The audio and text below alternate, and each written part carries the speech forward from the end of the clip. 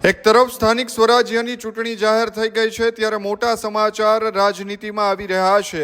બગદાણાથી વિવાદમાં આવેલા નવનીત બાલદિયા છે તેઓ કોંગ્રેસમાં જોડાયા હોવાનું સામે આવી રહ્યું છે।